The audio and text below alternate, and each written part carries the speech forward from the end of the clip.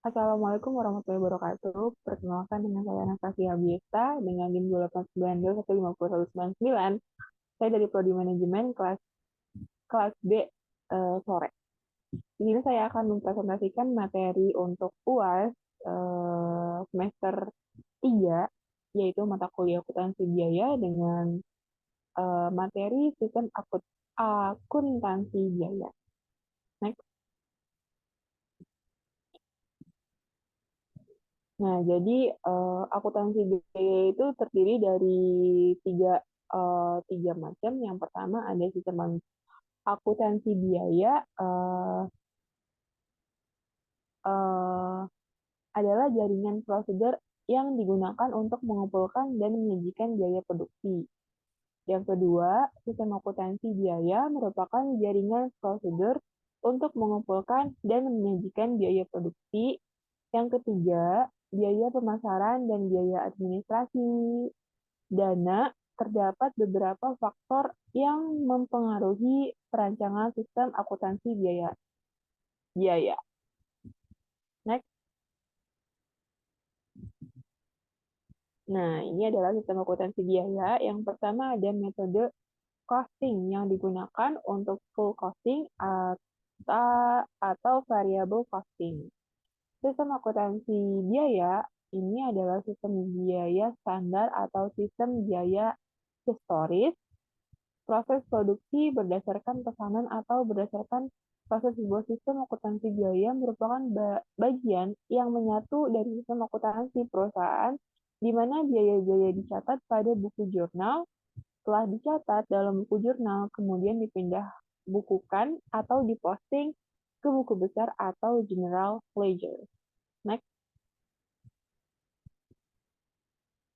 Data biaya biasanya disiapkan oleh seorang akuntan. Akuntan yang biasanya yang paling mampu untuk menganalisa informasi biaya dalam memecahkan permasalahan-permasalahan, merencanakan kegiatan-kegiatan, dan memberikan tanggapan kepada manajemen. Analisa biaya yang tepat digunakan tergantung kepada pemahaman atas metode-metode yang digunakan dalam akuntansi biaya. Next.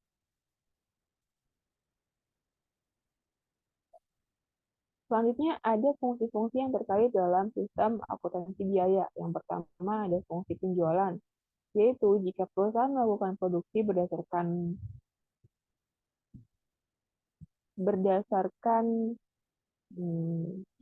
order, maka fungsi penjualan bertanggung jawab atas penerimaan order dari langganan dan meneruskan order ke fungsi produksi.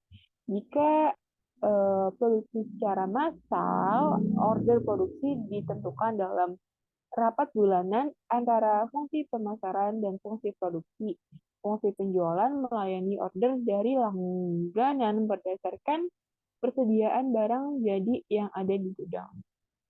Yang kedua ada fungsi produksi, yaitu bertanggung jawab atas pembuatan perintah produksi atau surat order produksi. Bagi fungsi-fungsi yang terkait dalam pelaksanaan proses produksi untuk memenuhi permintaan produksi dan dari fungsi penjualan dan bertanggung jawab atas pelaksanaan produksi sesuai dengan surat order produksi. Next.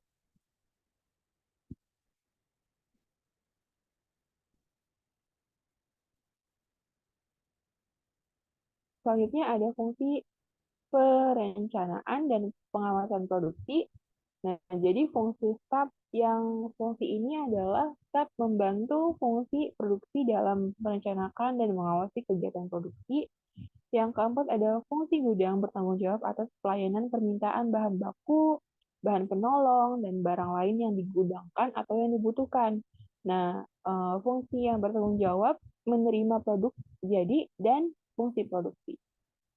Yang kelima ada fungsi akuntansi, biaya bertanggung jawab untuk mencatat konsumsi berbagai sumber daya yang digunakan untuk memproduksi pesanan, mencatat mutasi setiap jenis persediaan dan biaya yang memproduksi lalu dimasukkan ke dalam jurnal. Next.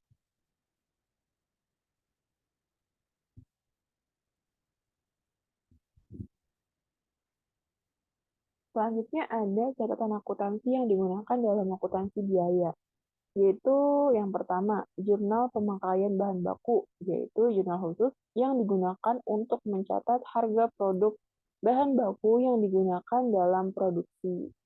Yang kedua ada jurnal umum, yaitu jurnal untuk mencatat transaksi pembayaran gaji dan upah, depresiasi aktiva tetap, amortisasi aktiva tak berwujud, dan terpakainya biaya. Yang selanjutnya ada register buku kas keluar. Ini digunakan untuk mencatat biaya overhead pabrik, biaya administrasi dan umum, biaya pemasaran yang berupa pengeluaran kas.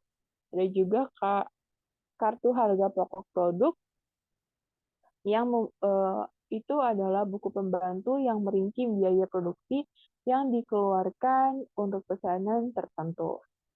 Ada juga kartu biaya, adalah buku pembantu yang merinci biaya overhead pabrik, biaya administrasi dan umum, dan biaya pemasaran.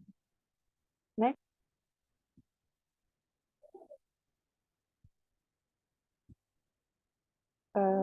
Sekian